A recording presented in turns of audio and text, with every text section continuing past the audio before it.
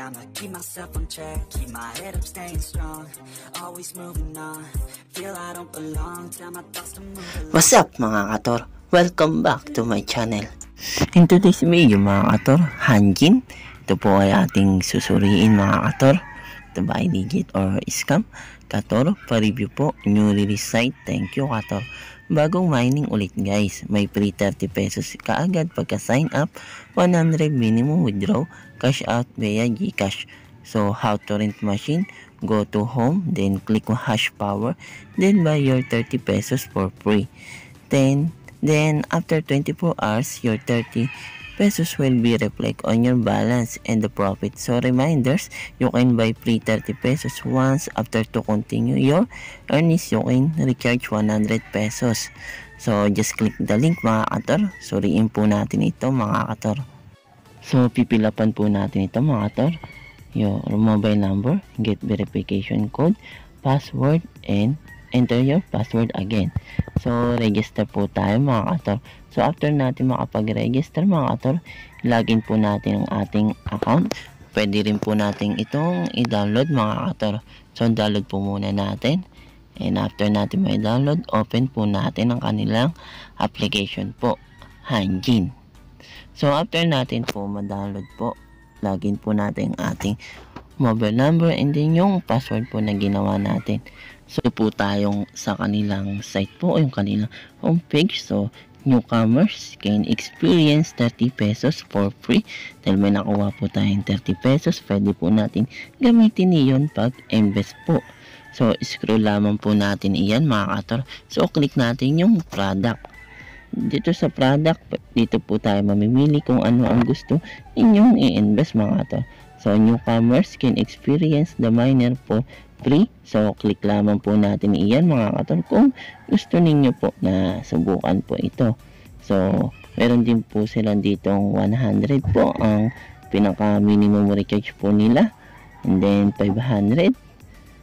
Ito po mga kator, subukan lamang po natin ito sa free mga kator. So, wag po muna tayo magpasok mga kator. Suriin po natin ang mabuti po ito bago natin magpasok ng pera po. So, lagi po nating tatandaan, think, examine, and study mga kator. So, click natin dito yung hash power. So, ganun lamang din po ang gagawin natin. Mag-invest lang din po tayo dito. Dito naman po ang pinaka minimum ay 800.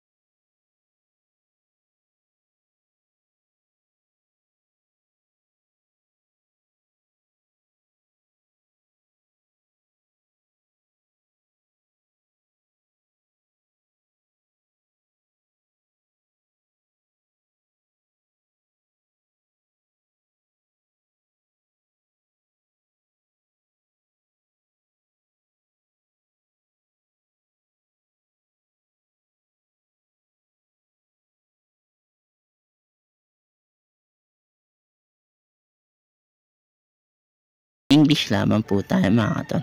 And then notice how to recharge and withdraw. Ang minimum withdrawal dito mga kator ay 100. Ang minimum recharge naman po ay 100 po. So pag-isipan po natin mga kator kung tayo ay papasok sa site na ito. Napaka-risky po. So kung kayo po ay let's take care.